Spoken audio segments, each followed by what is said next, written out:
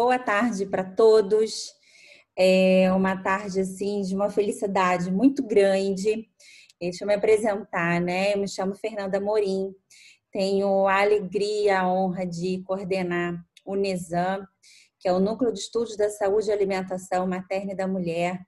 É um núcleo multiprofissional, atualmente com profissionais da nutrição e da enfermagem, né, vinculado à Universidade Federal do Rio de Janeiro, no campus de Macaé.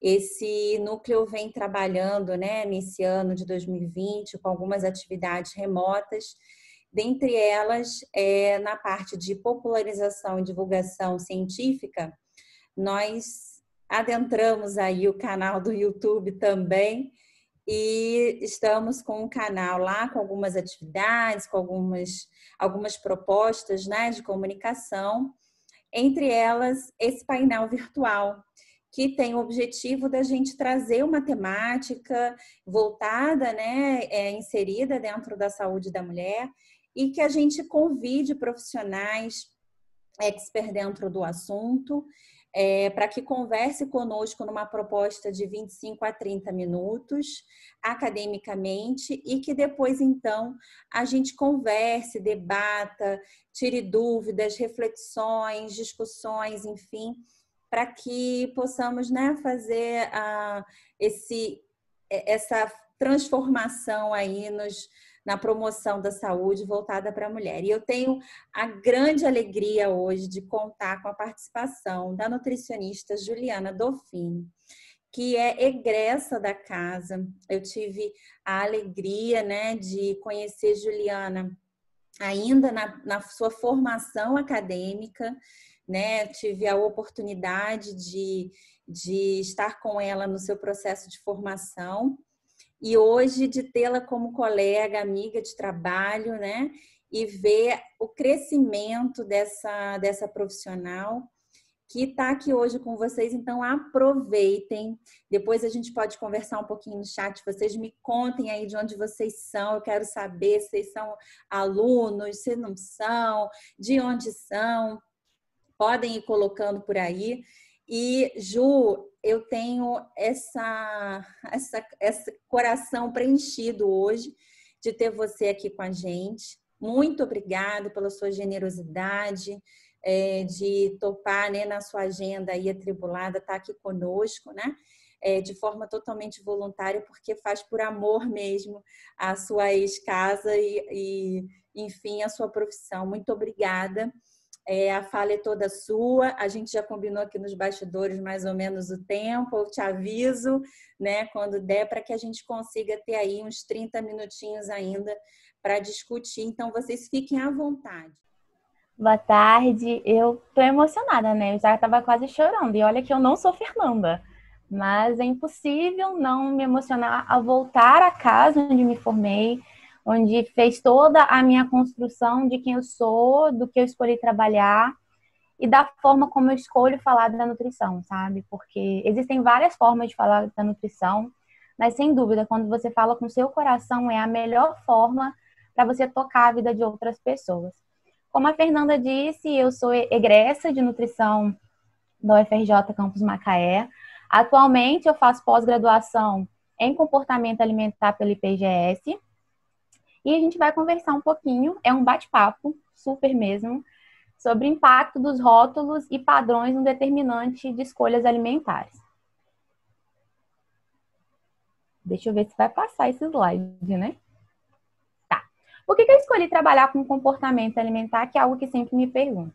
Primeiro porque quando eu era criança e adolescente, eu sentia falta de um profissional que me acolhesse com escuta ativa, empática, que pudesse se colocar no meu lugar e entender que tudo que eu estava passando ia muito além da comida que eu comia. Também o foco no peso, ele só vai piorar a relação do indivíduo com a comida e aumentar a chance de ganho de peso ou reganho de peso num processo de emagrecimento, por exemplo. E quando você começa a observar o peso como objeto de estudo e parâmetro para melhoria dentro do emagrecimento, ele só vai distanciar o paciente de todas as outras percepções corporais, subjetivas ou não. E quando eu falo não subjetiva, aqui eu estou colocando a qualidade do sono, a ingestão de água, a prática de atividade física não compensatória. Eu estou falando de hábito de leitura, de tudo aquilo que está envolto do indivíduo que não se refere a peso e corpo. A gente propicia uma validação e aproximação desse indivíduo com o corpo dele, porque quando ele entende a história que ele vive, o contexto que ele está inserido, é muito mais fácil desse indivíduo se aproximar de quem ele é e aceitar e entender o processo de tratamento de uma forma muito mais amena, muito mais empática. E, claro, criar uma independência e autonomia alimentar, porque a gente não tem que criar um guia de bolso, alguém que é viciado em papel, a gente tem que criar indivíduos que consigam criar uma independência, uma autonomia e fazer escolhas conscientes. Então, por que a gente tem que direcionar o foco do tratamento ao indivíduo / paciente? Primeiro, a gente tem que aumentar a confiança, criar o vínculo. Esquece essa história de que não podemos criar vínculos. Pelo contrário, se a gente não cria vínculo, a gente não tem essa troca dentro da consulta. A gente só vai fazer transferência de saber. Melhorar a adesão do tratamento. Como eu disse, a gente valoriza essa história e a queixa que esse indivíduo está apresentando. Por que ele está sentado na minha frente? O que ele está me trazendo? O que ele quer passar através da palavra emagrecimento? Você compreende e a partir dessa compreensão a gente consegue propor mudanças de comportamento, tanto em relação à comida quanto em relação a esse corpo. A gente não vai valorizar o corpo e as medidas. Esquece isso de que dobra, perimetria e peso é importante demais num processo de emagrecimento ou num processo de melhora da alimentação. Esquece. O que importa é o indivíduo. O que ele traz para você? O peso e todas as outras medidas, elas vão ser reflexo. E que a gente consegue observar os outros parâmetros clínicos, como exame, história de vida, relacionamento interpessoal, relação indivíduo-corpo, grau de esclarecimento sobre condições de saúde, relação indivíduo-comida, o sono e outras 1000 coisas que são muito mais importantes e que dá brilho no olhar. E mais uma vez eu digo que quando o foco se direciona somente ao corpo, peso e nível de saúde, a que nível eu estou falando de classificação da OMS, automaticamente eu estou desconsiderando a existência de um indivíduo na minha frente e toda aquela questão que ele traz na fala dele, naquele olhar inquieto, triste e calado. E aí não tem como não falar da família e do aleitamento materno. O aleitamento materno, ele é o primeiro alimento e é o primeiro contato que o indivíduo tem com a comida. É a coisa mais primitiva que a gente tem. Ele faz um estreitamento de vínculo, essa prática de aleitamento materno faz um vínculo enorme entre mãe e filho. Então a gente já começa a criar o diálogo através dos sinais. A gente reduz o risco de consumo de alimentos ultraprocessados antes dos 6 meses de vida. Coisa muito importante, a gente mantém as respostas fisiológicas e neuroendócrinas, que é o que a gente mais busca hoje, quando a gente fala de emagrecimento, é fazer com que o indivíduo entenda a fome e saciedade, que era algo que ele entendia quando ele tinha o aleitamento materno. Desenvolvimento cognitivo e comportamental, já é comprovado que toda essa história por detrás da biologia do aleitamento materno favorece o desenvolvimento cognitivo e comportamental, reduz riscos de alergia e alteração intestinal. Quero que vocês entendam que a alteração intestinal aqui, ela vai muito além da gente falar que o intestino é somente o segundo cérebro. Mas quando a gente tem uma mudança do intestino, da permeabilidade, a gente favorece transtornos mentais, principalmente depressão e ansiedade, que são das principais comorbidades psiquiátricas relacionadas a transtorno alimentar. A gente diminui a seletividade de alimentos na fase adulta. Olha que beleza! Se o indivíduo chega e fala que não gosta de verdura, mas aí se ele tivesse tido um aleitamento materno, isso poderia ter sido menor. A infância. Na infância, a responsabilidade de aquisição de gêneros são dos pais e dos responsáveis. A família, quando ela tem um baixo consumo de alimentos in natura e minimamente processados, automaticamente essa criança também vai ter um baixo consumo de alimentos in natura e minimamente processados. Falta de incentivo à prática de atividade física. Hoje você não vê tanto as crianças indo para o balé, natação, às vezes até artes marciais. Você não vê esse incentivo por parte dos responsáveis. Isso é muito triste, porque além ser prejudicial ao desenvolvimento cognitivo desse indivíduo, eu estou favorecendo o sedentarismo. prática de alimentação frente a telas, é muito comum você ver os indivíduos se alimentarem, principalmente na infância, está sendo muito comum na frente de tablet, celular, televisão, computador, e isso vai atrapalhar o desenvolvimento, as manutenções fisiológicas e neuroendócrinas. Baixo hábito de leitura, você vai perguntar, o que tem a ver a leitura agora? A leitura é um hábito que sustenta a cognição. Então, se o indivíduo mantém os comportamentos que favorecem a cognição, eu estou gerando indivíduos pensantes. E eu estou tirando o hábito do comer como forma compensatória se eu estivesse incentivando a leitura, que é um hábito de prazer. Muito consumo de comidas prontas e baixo acesso à informação sobre alimentação. Veja, a responsabilidade de saber sobre alimentação não são das crianças, sim dos responsáveis. Então, quando a gente fala da infância, mais uma vez, a responsabilidade é dos responsáveis. E a gente está falando aqui de informação conhecimento, não é informação Google, que Google todo mundo tem acesso, ou quase todo mundo. Então, há uma baixa incentivo e busca por informações nessa fase. A adolescência, essa fase é uma fase bem crítica, né? A gente tem alteração hormonal e comportamental muito importante. É a puberdade, seios vão se desenvolvendo, quadril se alongando, crescimento de pelo, espinha, tudo isso faz com que o indivíduo já tenha uma certa cobrança estética. E isso tudo vai levar, sim, a uma comparação social. Quem nunca comprou Todatim, revista Capricho, tinha uma menina lá que não tinha uma espinha no rosto, um pelo, e você ficava falando, caraca, cara, por que eu não sou assim? Tem uma garota lá linda, maravilhosa, e eu aqui cheia de espinha, toda cebosa, caramba. E isso vai favorecer ao isolamento social. Isso leva à alteração do comportamento alimentar e seletividade de alimentos. O indivíduo ele não vai se alimentar como ele se alimentava antes, mesmo que haja um incentivo enorme para alimentação saudável. Isso é específico dessa época. Então, não adianta a gente ignorar que existem modificações comportamentais nessa fase da vida. Necessidade de escuta e atenção. Eu não estou falando que eles querem falar, mas eles têm necessidade de serem escutados e terem atenção, e às vezes é demonstrado de uma forma de rebeldia. Preferência por alimentos hiperpalatáveis como símbolo de sociabilidade. Você vê os indivíduos na adolescência preferindo ultraprocessados porque fazem o pertencimento grupal. Preciso estar comendo esses alimentos para fazer parte de uma estrutura social. E é nessa época que começa o incentivo à prática de dietas restritivas e compensatórias.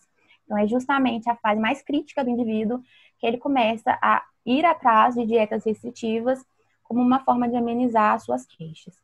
E a família? A família é seu primeiro formador de opinião, então não tem como fugir disso. E é dentro da família que começa a cobrança em relação ao peso e ao corpo. Você vai repetir o prato de novo? Mas não tá bom? Você vai comer de novo? Mas essa roupa, você acha que tá legal? Essa coxa sua não tá legal nesse short. E isso gera um desgaste mental. Tanto para quem está recebendo, quanto para quem está falando, porque vai ter um ruído nessa comunicação. A família é responsável pela compra de gêneros hipercalóricos. Se eu me recuso a comer comida saudável, e meu pai sabe que se eu comer, por exemplo, um biscoito recheado, eu vou comer, ele começa a comprar. E aí eu também favoreço uma falta de diálogo, essas famílias não vão conversando, por medo de uma experiência diferente, falta de disposição para o novo. É muito comum você escutar, mas ele recusa falar comigo. Como que você tentou? Eu desliguei a internet. Isso não vai acontecer. Então precisa ter um diálogo de uma forma mais empática. Se coloca no lugar daquele adolescente. Você já foi adolescente um dia. E mais uma vez, é dentro desse ambiente familiar que a gente incentiva as práticas de dietas restritivas.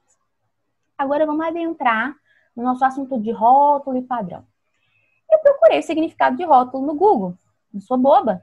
O que o Google traz? Que o rótulo é um impresso afixado em recipientes e embalagem que vai apresentar a informação de um produto. Eu estou falando de produto, não estou falando de pessoas. Ou uma etiqueta que você cola atrás de alguma coisa para falar o título de uma obra, um volume. Eu, mais uma vez, estou falando de um produto. E é muito comum a gente escutar frases do tipo desleixada, fracassada, inútil, balofa, baleia, rolha, Olivia Palito, tábua, toco de açougue, torresminho, se referindo à estética, a como a outra pessoa te enxerga. Automaticamente, A gente aumenta a cobrança com a estética, aumenta o estigma corporal, sobretudo no corpo gordo, leva ao isolamento social, práticas de dietas restritivas e dietas da moda, risco aumentado para transtorno mental. E os padrões? Segundo o Google, padrão é qualquer objeto que serve de modelo para a elaboração de outro. Pensa numa borracha.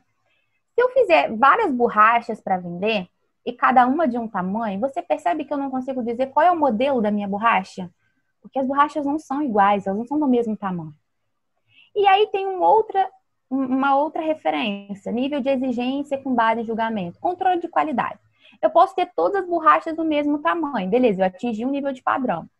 Mas se essas borrachas não forem feitas do mesmo material, forem feitas com o mesmo tempo de processamento, eu não tenho qualidade. Então, o padrão, ele está caracterizando a qualidade e o tamanho daquele produto.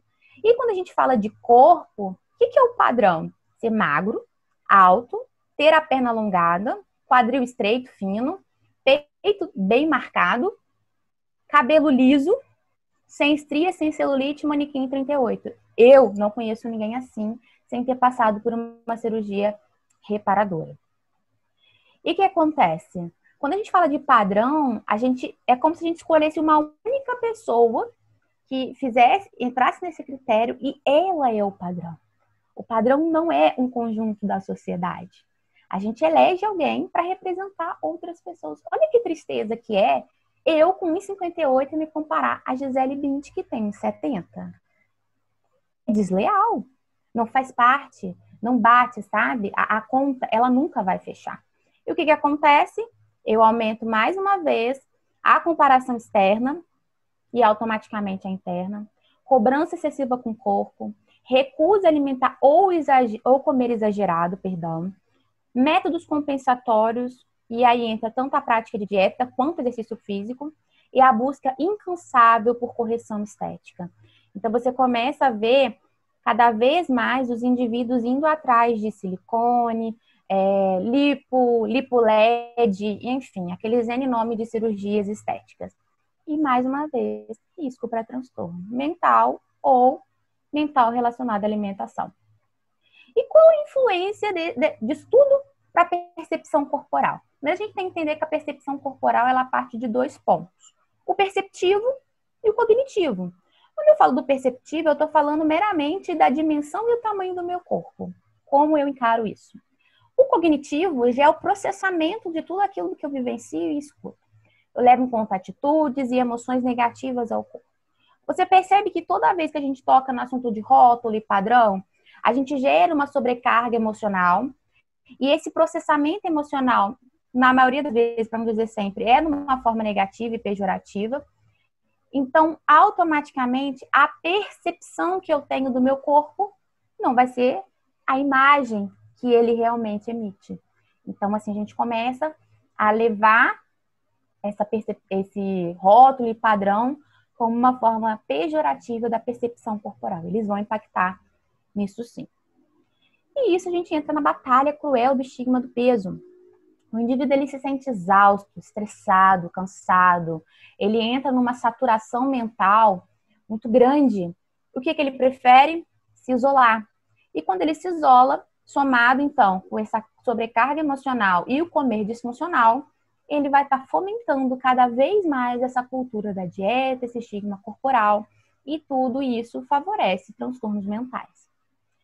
E por que a percepção corporal, então, ela vai ter em comum com o comer disfuncional? Lembrando que o comer disfuncional, ele é o comer não natural. Se eu como menos ou como mais, dependendo do comportamento que está envolvido nesses atributos, eu estou me tratando de um comer disfuncional, com um comportamento disfuncional associado. Então, eu tenho uma insatisfação corporal, lembra da percepção corporal perceptiva, cognitiva. Eu já gerei uma insatisfação corporal, uma baixa aceitação desse corpo, de toda essa história que ele traz, uma comparação excessiva e essa sensação de fracasso. Eu vou praticar dietas restritivas como forma de punição. Mais uma vez eu me isolo, como de forma exagerada, como de forma rápida, escondida. E aí entra mais uma vez um gatilho para o ganho de peso e o desenvolvimento da obesidade. E aí você escuta assim, não, mas para emagrecer você tem que fazer dieta. Peraí, cara, tu acha que tu vai emagrecer comendo a mesma coisa que tu vem comendo? Não vai dar certo. Tem que fazer dieta. E virou moda restrição calórica. E aí quando você escuta a palavra emagrecimento, automaticamente vem uma voz que ecoa assim e fala, déficit calórico. Beleza, amado, tu tem que comer menos do que você gasta, assim você emagrece. E ó, come mais proteína, viu? Porque quando você come mais proteína, você aumenta a massa muscular, e massa muscular queima mais gordura. Ótimo, parece que é tão simples fazer isso que a população no geral já tem uma alimentação rica em proteína. E a gente continuou com ranking de obesidade. Então não faz muito sentido isso, né? E aí essa restrição calórica, na maioria das vezes, ela é inferior à taxa metabólica basal, que é o que o indivíduo utiliza para sobreviver. A gente está falando de sobrevivência. E se eu somo tudo isso a uma ingestão calórica inferior a 800 calorias por dia, caramba, amado, tu tá vivendo como? Fica bem mais complicado. E essa restrição calórica severa vai fazer um aumento do cortisol como resposta imediata a essa restrição. A gente está aumentando o estresse metabólico, oxidativo e tudo mais. Eu estou reduzindo a serotonina. E a serotonina é o prazer, é aquela sensação de bem-estar. Então, o indivíduo está no estresse nas alturas. O que ele vai fazer?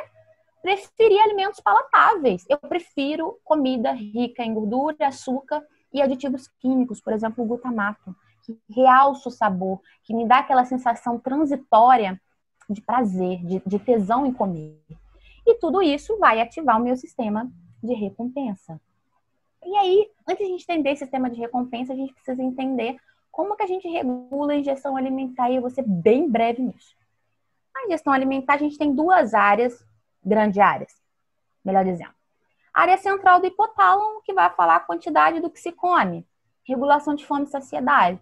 Insulina, leptina, grelina, a gente está falando de um controle hormonal bem conhecido, ou talvez nem tão conhecido, mas vai chegar nesse momento da graduação, que a gente está falando de lá no sistema nervoso central, numa área do cérebro específica, para falar para o indivíduo assim, chegou a hora de comer, opa, chegou a hora de parar de comer.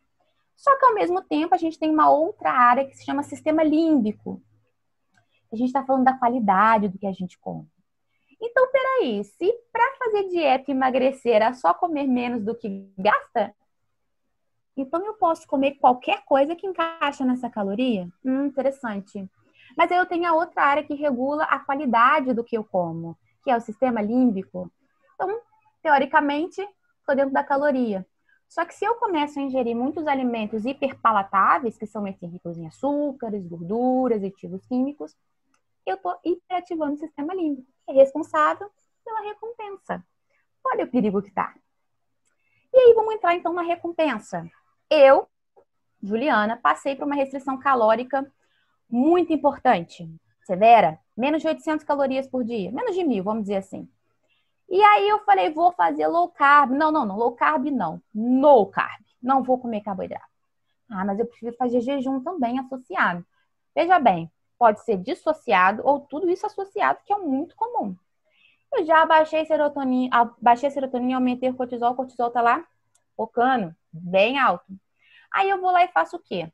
Lembra das ativações do meu sistema nervoso. Eu aumento a hiperativação de neuropeptídeo Y, a gotigrelina. O que eu quero? Comer, fome. Eu estou hiperativando a fome. O tempo inteiro eu fico com fome. E eu diminuo a leptina, que vai falar para o meu sistema nervoso central o quê?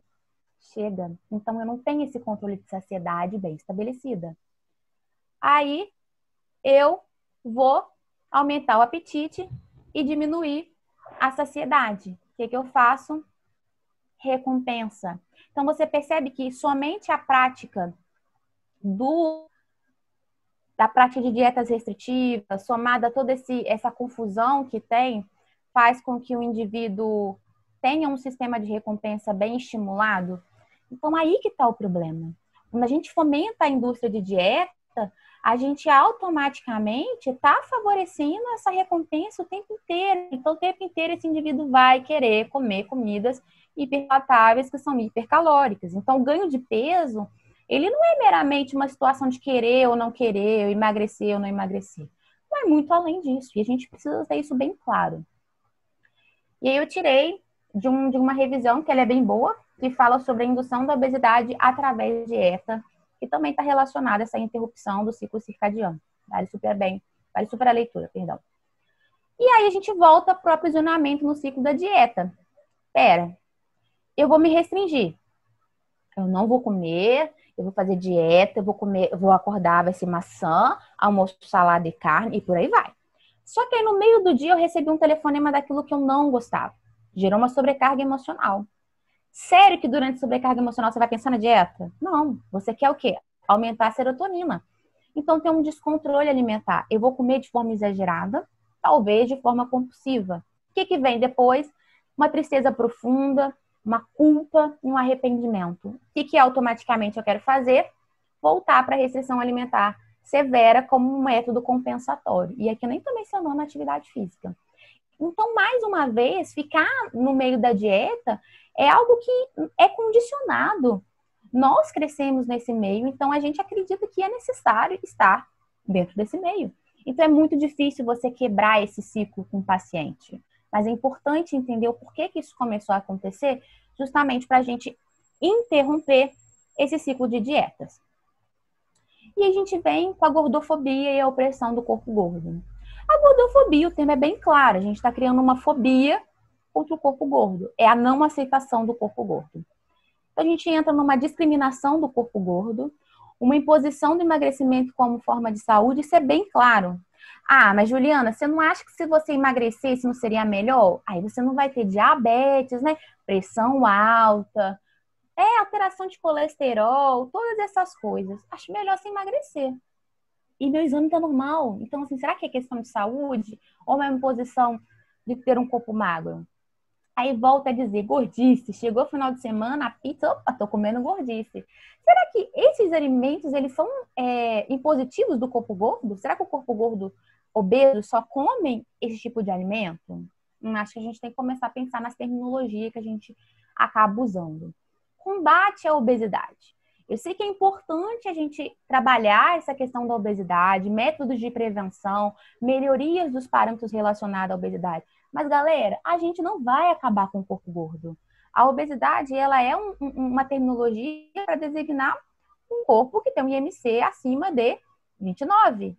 Então, assim, será que a gente combate a obesidade? Será que o combate já não é uma forma de fazer gordofobia com a população obesa?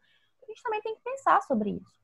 Associação de doenças crônicas não transmissíveis direto ao corpo gordo, como se todo gordo fosse doente. Falta de acesso ao serviço público, de saúde, social. Catraca em ônibus é uma forma de gordofobia, porque a pessoa gorda ela não vai conseguir passar pela catraca.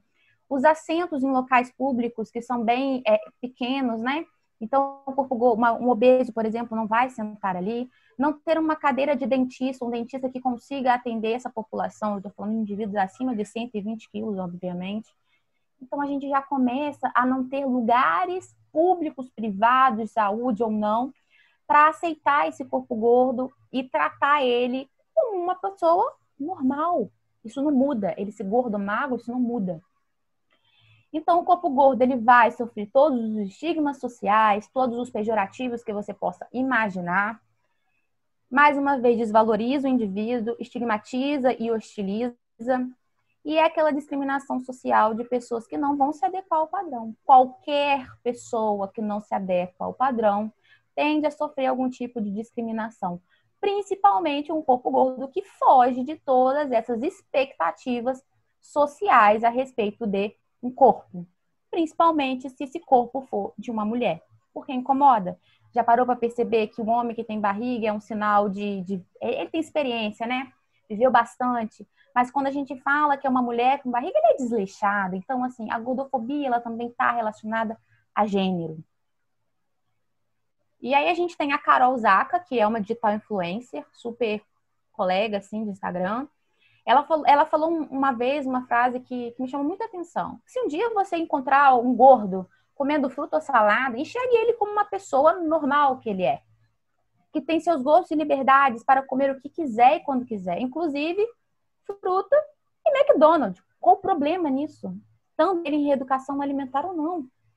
A gente também tem a Bia, que sofreu uma opressão do corpo gordo recentemente por conta do parceiro ser mais magro. E esse também foi uma questão também de transfobia. O Caio, ele é um ativista gordo e ele sofreu um ataque gordofóbico porque anunciaram a morte dele. Ele acordou com a notícia de que ele tinha morrido, simplesmente. E falaram que era de um ataque de coração. Mais uma vez, estigmatizando e colocando o indivíduo gordo ao pertencimento de doenças crônicas. E a cultura da dieta, ela vai te falar que você tem que estar de dieta sempre. É uma sensação de nunca ter alcançado os objetivos, ter uma quantidade de alimentos sempre controlada, tem medo de engordar, a pessoa em todos os lugares está com marmita. Veja bem, é diferente de você se planejar para sair e ter os alimentos porque você acredita ser melhor, do que em qualquer lugar que você for, você ter que carregar uma marmita. É um gasto exagerado com produtos fits, lembrando que no Brasil a gente não tem uma designação perfeita, mais coesa para produto fit, mas a indústria lucra muito com isso. É uma preocupação excessiva em comer frutas e vegetais todos os dias. Amado, nem eu que sou nutricionista, como frutas e verduras todos os dias. Tem dia que, no máximo, é uma fruta. Isso não muda o fato de eu ser saudável ou não ser saudável. É uma obrigatoriedade na leitura de rótulos. É importante a gente ler rótulo e criar essa independência no nosso paciente. Mas você ser fissurado, preso a um rótulo, isso não é legal. Você não tem que sair no mercado comparando todos os alimentos, vendo todos os rótulos de alimento. Isso não vai ser bacana para você. E, mais uma vez, uma hipervalorização do corpo magro. Tá, Juliana? O que tem a ver o comer disfuncional, a pressão estética, a gordofobia e o risco para transtorno alimentar? Primeiro, opressão estética vai levar ao comer disfuncional, exagerado ou reduzido. Se eu estou falando de exagerado, descontrole, ganho de peso. Reduzido, punição e manutenção da cultura da dieta. Mas, tanto o exagerado quanto o reduzido vai levar à manutenção da cultura da dieta, porque o indivíduo vai querer voltar para a dieta como forma de se punir e de ter controle sobre as coisas. Levando a uma cobrança extrema, externa e interna, e um medo de julgamento. A opressão estética por si só já favorece essa cobrança extrema, externa e interna, e o julgamento. E tudo isso leva o indivíduo a ter risco para transtorno alimentar. E aí a gente entra na romantização e banalização dos transtornos alimentares. Hoje, se você entrar no Instagram, todo mundo tem um transtorno alimentar. Ou se não tem transtorno alimentar, existem profissionais que vão se intitular como tratadores, terapeutas de transtorno alimentar. Eu estou estudando para melhor atender meus pacientes. Isso não significa que eu seja, hoje, um especialista em transtorno alimentar. Então, a gente tem que parar de banalizar o transtorno alimentar. É um transtorno sério, psiquiátrico, é uma doença, tem CID e que precisa de tratamento multiprofissional. O Instagram não vai tratar ninguém. E hoje também a gente olha o quê? Que o comer exagerado de festas de finais de ano ou de aniversário passou a ser considerado um transtorno de compulsão alimentar periódica, segundo o Instagram. Então, peraí, eu fui no aniversário. O que tem no aniversário? Não é comida? Então, eu tô indo consciente de que eu vou comer. Assim como as festas de finais de ano. Então, assim, a gente não pode banalizar o transtorno de compulsão alimentar periódico envolvendo esses comeres exagerados consciente. São coisas totalmente diferentes. E a gente não tem que romantizar e banalizar isso. E aí, a busca incessante por dietas de emagrecimento também faz com que a gente ignore os transtornos alimentares que estão envolvidos no corpo magro. Mais uma vez, a gente traz a magreza como um símbolo de riqueza, saúde e prosperidade. O corpo como objeto, escultura, patrimônio, discurso público precisa acabar. Porque você pode discutir, decidir sobre quem será o presidente, o líder religioso, sobre futebol, gosto doce ou salgado. Mas você não tem direito de discutir ou opinar sobre o corpo alheio. E como vai se dar as escolhas alimentares? A gente tem relacionadas ao alimento, que vai falar de sabor, aparência, valor nutricional. A gente tem falado do ambiente, o ambiente físico, todo mundo come em algum lugar. Então, automaticamente, você sabe que isso vai estar relacionado à sua escolha de alimento. Fatores socioculturais, familiares, relação da cultura. e relacionado ao comedor, ao indivíduo, que pode ser biológico, socioeconômico, antropológico e psicológico. Então, mais uma vez, você vai ao restaurante sozinho? Existe algum alimento ou preparação que te lembre alguém querido? Quando você resolve reunir seus amigos, tem comida? Já comeu alguma preparação quando estava triste? Ela costuma se repetir nesses momentos? Teve aversão a algum alimento pela forma que ele te foi apresentado? Costuma comprar sempre a mesma coisa no mercado, alguma coisa que vai se repetindo? Então, assim, será que os rótulos e os padrões, eles vão interferir nas nossas escolhas alimentares? Sim, óbvio, lógico, ou tá doida a mulher? Sim, óbvio, lógico. E o estigma do corpo, ele tá claro nisso. A gente tem aqui um personagem do Moana e o Salsicha do Scooby-Doo. O personagem da Moana, ele come salada, tem uma vida ativa e ainda assim é obeso. O Salsicha, ele come fast food, tem uma vida sedentária e é magra. Se você fosse olhar os indivíduos de forma isolada, claramente você ia estigmatizar esse indivíduo obeso. Ninguém come por comer. Tudo tem um contexto. Corpo gordo não é sinônimo de doente e corpo magro não é sinônimo de saúde. Por fim, eu vou trazer minha prática clínica, como eu abordo essas questões. É importante saber o histórico de dieta. Quando ela começou, por que começou, quando começou a ganhar peso ou perder esse peso, passou por aleitamento materno exclusivo ou não, como que foi a introdução alimentar? Quando surgiu as aversões alimentares? Essa insatisfação corporal, você lembra quando começou? Você tem medo de comer? Como assim você não come carboidrato? Me conta, qual é o medo do pão? Utiliza aplicativo para contagem de caloria? Isso é muito importante. Estrelinha. Come por fome ou outras questões? A pessoa que te relata que come o tempo inteiro, ela não come por fome. Tem outras questões que precisam ser tratadas. Tem culpa ou arrependimento após comer? Faz prática de jejum ou pula refeições? Existe uma cobrança externa para você emagrecer, para você engordar? Ou essa motivação é somente interna? Quando o indivíduo ele te aparece, ele vem com um comportamento disfuncional bem estabelecido. E é um medo e uma insegurança muito grande. E eles não sabem retratar isso de uma forma bem clara. E que isso leva a uma sensação de incapacidade. Então, ele já chega com um comportamento alterado. Qual é o caminho que a gente tem que fazer? Encaminhar para um psicólogo e psiquiatra, porque a gente tem que entender qual foi a situação que levou o gatilho, que esse gatilho fez ter esse comportamento e esse comer disfuncional.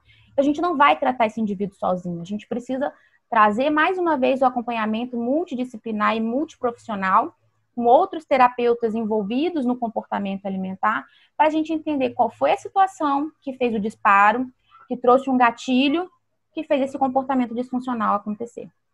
Então, antes de ser paciente, ele é uma pessoa, tem uma família, tem relacionamentos externos, tem sentimentos e não é só um corpo gordo ou magro. Então, todo indivíduo, ele é o amor da vida de alguém. Então, eu termino agradecendo a colaboração, a oportunidade. Essas aqui são minhas redes sociais, meu e-mail, meu Facebook, meu Instagram. E está aberto para sempre que vocês quiserem trocar uma conversa e tudo mais. Então, Fernanda, muito obrigada. Eu passo a palavra para você. Ô, Ju, que linda, hein? Ó, muito obrigada. Vamos agora, então, abrir para um bate-papo. Deixa eu só te contar aqui que a gente tá super chique, menina, aqui, porque nós abrimos a fronteira do Rio de Janeiro, a gente tem aqui, ó, antes de eu falar para você, né, os elogios que você está recebendo, mas tem uma amiga sua aqui de Ilhéus, tem a Mayra, ou Maíra, aqui de São Paulo, tem estudantes aqui com a gente, e agora estão colocando aqui parabéns. Amei, parabéns, Ju, foi excelente, ótima palestra, amei, sou sua fã, Ju, perfeita, parabéns, Ju, Ju, tá lindo aqui o chat com os elogios para você. Vamos fazer o seguinte, posso pedir para você tirar a Claro. apresentação e eu vou colocar aqui no chat, deixa para todos agora. Pronto. Tá aqui o link do Instagram da Juliana. Se vocês vão ali agora lá no chat, clica. Se você não segue, já segue a Ju por lá. E vou abrir agora. A gente tem 15, 20 minutos aqui que a gente papeia um pouco. Para vocês, né, ficarem à vontade. Ninguém se inscreveu, assim, não tem uma ordem aqui de inscrição, mas alguém gostaria de começar a fazer já algum comentário ou colaborar com alguma fala, fazer alguma pergunta para a Juliana, o momento é agora, hein? Eu tenho uma pergunta. À vontade. Aí tá aparecendo a foto do meu namorado, mas é porque eu tô logada no Zoom dele. Mas meu nome é Paula, eu sou aluna da UFRJ de Nutrição. Aham. Ju, você falou ali em uma parte do slide que você encaminhava o paciente para o psicólogo. Você faz Uhum. isso só quando você identifica um transtorno alimentar ou com com todos os pacientes em geral? Boa pergunta, Paula. Boa tarde. Então, eu trabalho muito com pessoas que têm algum tipo de transtorno mental, psiquiátrico, alguns relacionados com a comida, outros não. Mas o que acontece? Se eu vejo necessidade dentro da fala daquela pessoa, eu vou encaminhar a um psicólogo. Recentemente, eu tive uma paciente que fez uma tentativa de suicídio e ela se reportou a mim, somente a mim nesse momento. E aí eu fico imaginando se eu não tivesse a encaminhado para um psicólogo. Então, assim, lembra que eu falei de criar um vínculo, de ter esse canal aberto? Eu abri esse canal com ela. Então, se ela não tivesse me contado, ela não teria contado para outra pessoa. Então, assim, isso é muito importante, isso tem que ficar bem claro. E há coisas que nós, como profissionais de nutrição, não conseguiríamos dar conta. Eu ainda não sou terapeuta nutricional, mas estou em formação para isso. A gente precisa entender que o nosso trabalho chega no momento que a porta é para outro profissional. E se você começa a identificar que há uma série de sentimentos, sintomas psiquiátricos que levam o indivíduo a ter comportamentos disfuncionais que não faz parte de um comportamento adequado, esse é o momento de você indicar um psicólogo. E esse psicólogo, claro, vai olhar e vai encaminhar com um psiquiatra. Eu já fiz encaminhamento tanto para o psicólogo quanto para o psiquiatra. A gente não tem que ter medo. Se a gente não consegue dar conta, a gente tem que ter isso bem claro. A gente não é psicólogo e nem psiquiatra. Chegou ao ponto que você não consegue, encaminha. E deixa isso bem claro para o paciente por que ele está sendo encaminhado. Ju, e assim, algo que a gente precisa, né, trabalhar desde a nossa formação, e eu vejo isso de uma forma muito forte nos últimos 10 anos, é a importância da equipe multiprofissional. E aqui tem gente que não é, né, lá do campus da FRJ de Macaé, mas assim, isso é uma coisa que o nosso campus tem essa característica na formação do próprio campus, né? Mas independente de onde você está sendo formado, ou por onde você está sendo formado, ou se eu já sou formada há muito tempo, entender que as profissões elas caminham de forma conjunta, isso é muito importante. A gente ganha enquanto profissional, nossa, como a gente ganha conversando com o outro, a gente ganha como ser humano e o nosso objetivo maior ali, que é promover a saúde para quem nos procurou, ganha infinitamente. Então, assim, é equipe multiprofissional tatuada no braço, né? E na alma, porque a gente não caminha sozinho. Isso que a Juliana falou é muito importante. Nós não temos a formação psicológica, psiquiátrica. Então, você encaminhar para o profissional de fato, o ganho nutricional ele é muito grande, né? E o inverso, né? O psicólogo ou o Sim. psiquiatra que está ali identificando certos Eu transtornos. tenho as minhas psico bem amigas agora, né? Que eu conheci através de uma paciente e toda vez que ela recebe uma paciente ou um paciente, né? Assim, eu tenho poucos pacientes do sexo masculino, ela Uhum. recebe alguém que tem essa característica de comportamento disfuncional e me manda mensagem falando assim, olha, já te encaminhei mais um. Então, assim, é um ganho que não é só pensando no financeiro, né? Mas é você entender que você precisa ter outros braços. É igual num núcleo. Você tem várias pessoas te ajudando, porque você sozinho não vai fazer nada. E aí no trabalho é a mesma coisa. Se eu não trato esse paciente de uma forma integral, primeiro, ele não volta. Segundo, eu estou gerando mais dano para esse paciente. Como é que eu trato um gatilho nele se ele nem sabe o que é gatilho e como tratar esse gatilho? Então, assim, a gente precisa, sim, ter uma equipe junto com a gente, formar esse braço, esses vários braços, igual boneco de posto, para poder tratar ele da melhor forma. Com certeza. A Marília está colocando aqui no chat que essa questão de criar o vínculo é super importante, até porque o paciente se sente acolhido e sai dessa ideia da distância entre o profissional e o paciente, né? O vínculo afetivo, ele funciona para... Nós somos seres humanos, você falou isso tão bem lá no início da sua fala, né? Nós somos formados por vínculos, né? Vou deixar você comentar aqui o que a Marília colocou e queria também, se você puder reforçar ou complementar o que você colocou lá no início não, mais para o início da sua palestra, quando você falou do adolescente, né? O adolescente, ele é um momento, a adolescência é um momento de formação, é onde a gente fecha, na verdade, a nossa formação corporal, a nossa formação cognitiva, a nossa formação psíquica. E o adolescente, mais do que qualquer outra fase da vida, eu não trabalho especificamente com adolescente, mas mais do que qualquer outra fase da vida, é onde a gente mais se influencia do meio e das nossas relações sociais, né? A gente precisa, como ser humano, da identificação do outro, da identidade do outro. Quem aqui não foi adolescente, não vai se lembrar, né, gente? Que você vem com um ritmo familiar, a nossa vida passa por esse ciclo. A gente vem do nosso ninho familiar, tudo é mamãe, papai, irmão, aí aquela coisa toda, e a gente começa a sair desse ninho. Na adolescência, a gente rompe com essa barreira, e aí a família, ela passa a não ser mais o seu ponto de referência, e aí é por isso que a gente precisa construir muito bem esse psique, essa parte de característica social do adolescente, né? Porque é onde ele vai naturalmente experimentar as coisas, onde ele vai firmar os seus conceitos, mas ele precisa da identidade. Então, assim, adolescente anda em bando, gente. Quem nunca viu, anda no shopping, na época que não está em pandemia, e vai ver o grupo das meninas, todo mundo vestido mais ou menos igual. O grupo dos meninos, mais ou menos todo mundo vestido igual. Então, você precisa daquela identidade visual, cultural, É o social. pertencimento cultural. Exatamente. E não encontrar esse pertencimento, juiz, que eu queria que você comentasse. Nessa questão da imagem corporal, é difícil a beça.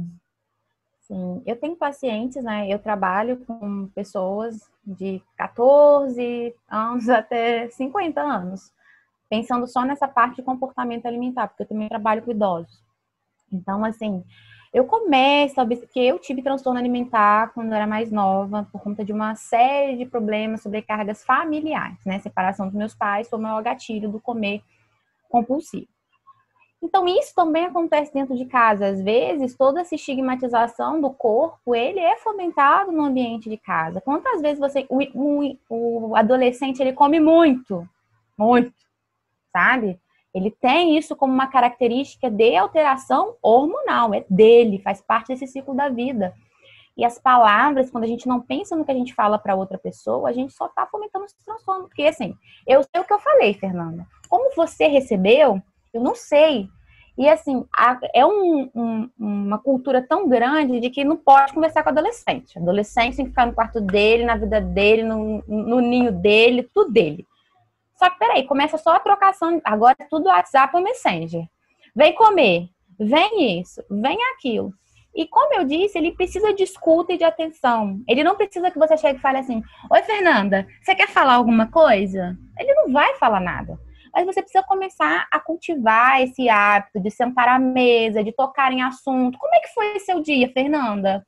Teve alguma coisa que você não gostou no seu dia? Qual foi sua dificuldade? Então ele começa a ter o pertencimento familiar. Porque ele já quer o pertencimento cultural, social. Ele quer o pertencimento familiar. Se eu moro nessa casa, eu preciso me sentir parte dessa casa. Então é isso que o adolescente ele acaba buscando. E na maioria das vezes ele encontra fora. E é aí que começa o vício em droga, os abusos por substâncias ilícitas, o uso de álcool e por aí vai. Porque ele quer ter um pertencimento e usar da fala dele de alguma coisa. Quem nunca teve um adolescente rebelde, que usou a rebeldia social para alcançar alguma coisa dentro de casa. Então é necessário criar vínculo. Qual é a orientação que eu dou para os pais que aparecem no consultório? Tem uma criança em casa? Senta com ela, chama para ler, vai assistir um filme, leva para a cozinha. A autonomia alimentar ela é muito importante para a criança também. Então, quando você começa a construir esse vínculo desde que é criança, muito difícil você vai ter um adolescente com esse distanciamento familiar. Pelo contrário, ele vai saber em quem buscar, porque ele sabe que ele tem o apoio da pessoa dentro da família. E essa questão da autonomia, né, culinária e da autonomia com o cozinhar, ele é muito importante, inclusive, que a gente fala sempre aqui, para as características de adequação, né, e melhores indicadores de gênero. Então, assim, levem os meninos para a cozinha, porque, primeiro, porque não é uma questão é uma questão de sobrevivência. Se ele sabe cozinhar, ele vai estar menos suscetível àquilo que você falou da questão da propaganda, do rótulo, né, de ficar menos aberto ao que a indústria está colocando e vai saber se virar mais, porque se você não sabe se virar na cozinha, de fato, a única artimanha que você tem ou é comprar a sua comida pronta ou usar produtos já industrializados e prontos. Então, cozinhar é uma das ferramentas que a gente precisa trabalhar enquanto formação e promoção de saúde. E nos dois gêneros, isso é muito importante, porque como a gente fala de igualdade de gênero, não dá para não levar os meninos para a cozinha, porque senão... Fernanda, eu uso uma frase que meus pacientes passam mal de rir, né? Eu falo assim, cozinha não é banheiro público que tem um para homem e um para mulher. Cozinha é um ambiente comunitário. Todo mundo tem que conhecer a cozinha e usar os objetos que tem na cozinha. Porque senão fica assim, mãe, eu tô com fome. Ô mãe, eu quero isso. Ninguém falou, pai, eu quero isso. Por quê? Porque é um ambiente extremamente machista, que fomenta a dependência no ser feminino. Então, a gente tem que levar mesmo os nossos meninos para, primeiro, dar a eles essa oportunidade de conhecer e ter uma alimentação mais saudável. E, segundo, nessa questão da promoção e igualdade, né, entre homens e mulheres. Então, eu vou fazer a última pergunta, Ju. E já deixar aqui o agradecimento, aí a partir da sua fala, você também fica à vontade para se despedir do seu público e eu já deixo também meu agradecimento imenso numa tarde de segunda-feira, né, numa 4h, 4h30 da tarde, que a gente sabe aí que para quem está, né, em período letivo, online, está com as suas atividades, ou para quem está com as atividades de casa, eu sei que é um horário, a gente está testando os melhores horários, então eu estou muito feliz, né, de ter vocês aqui. Ô, Ju, queria só que você comentasse um pouco, que eu achei tão sensível ali, né, da sua parte, de colocar esse olhar, né, da não rotulagem, né, que é o título da fala, mas assim, não é só o título da palestra, mas da não rotulagem em relação a homens e mulheres e padrões de corpos, né, e como é que você, na sua prática mesmo clínica hoje, você percebe que, por exemplo, a gente está sofrendo mais com essa pressão de saúde mental, até muito porque a gente já vem aí de um período de 6, 7 meses, né, de mudança da nossa rotina. Não vou nem falar aqui de quarentena, mas da mudança da rotina, né? Você está percebendo nos seus atendimentos que isso, primeira parte da minha pergunta, tem sido negativo em relação aos hábitos e, consequentemente, a essa busca mais por vou buscar aqui a blogueira, vou fazer a dieta da fulana, vou restringir isso, restringir aquilo, né? Então, essa é uma parte. E a segunda, assim, como que você vê também na sua prática, se as pessoas também estão abertas a inserir esses hábitos, a fugir desse comportamento mais radical, mas está aberto a fazer a construção do hábito saudável, que é diferente de fazer um padrão alimentar, né? Respondendo a primeira pergunta, é normal até demais receber pessoas que buscaram blogueira XYZ, fizeram absolutamente de tudo nessa quarentena, pandemia, /mundo avesso. Pessoas que saíram cortando tudo a alimentação. Eu recebi uma paciente que só bebia água e comia fruta. Então, assim, ela perdeu peso de uma forma bem acentuada durante a quarentena, só que chegou ao ponto dela entrar numa catástrofe imunológica. Então, assim, chegou num ponto bem crítico da situação. E a segunda pergunta, né, sobre as pessoas que me preocupam. Eu já deixo bem claro que eu não trabalho com dieta. Fica bem claro quando a pessoa me procura. Eu sou direto e reta. Olha, eu não trabalho dessa forma. eu trabalho assim, assim, assado. A gente vai conversar desde a primeira vez que você teve contato com o alimento e como você se lembra desse contato. Então, assim, primeiro, as pessoas ficam tipo, meu Deus, isso tem como? Então, é dever de casa, gente. Cada consulta a gente constrói um exercício diferente. E assim, as respostas são muito boas. Eu não tive até hoje nenhum paciente com desistência desde que eu comecei a atender. Então, assim, todos os pacientes de remarcação, eles remarcam, porque eles sentem necessidade em voltar, em saber. Eu trabalho com desenho, a gente constrói atividade para colocar em quadro. Então, assim, a gente transformou os comportamentos, as falas sobre o corpo, numa imagem de uma rosa para colocar num lugar para você observar o que vem escutando sobre o corpo, o que tanto isso te dói, de onde surgiu, por que gordinho não dói, gordo dói. Então, assim, de onde veio essas falas, de qual foi a estrutura em volta disso. E aí eu trabalho com uma outra flor, para você começar a colocar as atribuições positivas que você sabe sobre você ou que você já escutou sobre você. Então, a gente consegue observar que tem, sim, uma modificação muito grande desse comportamento pejorativo em volta do corpo. O emagrecimento, ele é uma consequência. Uma paciente falou assim, Ju, tinha 6 meses que eu não me pesava. Eu não pergunto sobre peso. Não pergunto sobre peso. Então, tinha 6 meses que ela não se pesava. E aí, o dia que ela se pesou, ela falou, nossa, a última vez que eu me pesei, a minha calça estava apertada, hoje ela já está caindo. Acho que eu emagreci e vou pesar. Nossa, emagreci 5 quilos. Eu não queria nem saber. Essa não é a minha pergunta, sabe? Então, assim, o emagrecimento, ele vem como consequência. Isso deve São gerar hábitos uma que vai estranheza, construindo. né? Como é que Eu choro, né? a Eu Nutri choro não vai todo me pesar, né? final de consulta tá eu chorando. Já tá bem comum isso. Assim, é algo bem bom, sabe? Eu nunca imaginei que eu pudesse contribuir e construir com a nutrição dessa forma. A nutrição me resgatou do meu transtorno alimentar. Então, assim, eu poder resgatar outras pessoas e construir com elas uma vida diferente, uma nova vida, como muitas pacientes falam, para mim isso não tem preço, sabe? Não tem valor de consulta que vai pagar isso. E para agradecer, né, que você falou que é para a gente finalizar, eu quero agradecer a todo mundo que tirou um tiquinho do tempo para estar aqui. Que assim, eu sei que cada tempinho que a gente tem é muito importante, seja para dormir, seja para poder mexer no celular, né, que a gente gasta bastante tempo fazendo isso. Eu separei minha agenda do dia só para fazer isso, para me dedicar, para me conectar. Eu tenho esse negócio de me conectar com o que eu estou fazendo. Então, assim, a troca ela foi muito boa, mesmo que cada pessoazinha que está aqui não tenha falado, eu sei que, de alguma forma, eu consegui transformar o pensamento de vocês, e é esse meu intuito quanto ser humano e sociedade. Se alguma coisa que eu falar gerar desconforto em outra pessoa, eu vou me sentir tão feliz quanto Paulo Freire, porque é a partir do desconforto que a gente transforma e que a gente modifica a sociedade. Então, assim, muitíssimo obrigada e um beijo enorme no coração de todos vocês. Ah, Ju, obrigada, gente. Ó, muito obrigada mesmo aí pela oportunidade.